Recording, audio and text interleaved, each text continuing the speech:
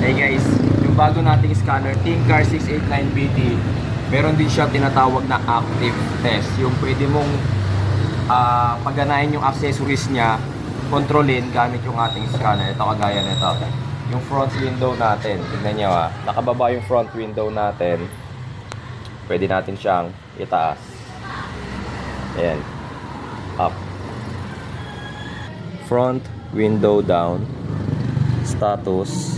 Ayan. Mabababain natin yung front window natin. Pidutin lang natin tong on. Ayan, bumaba na siya. Diba? Yung sa ano din, yung sa rear, ganon. Rear window. Since naka-down siya, dun tayo sa up status. Para makontrol natin yung pagtaas niya. Ayan o, tumaas na siya. Ayan.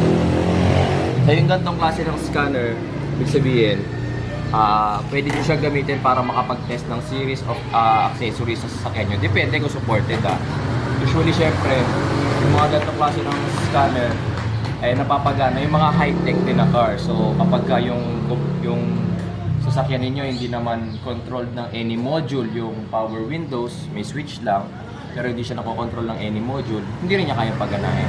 Kasi alam naman natin kung gaano ka high-tech ito.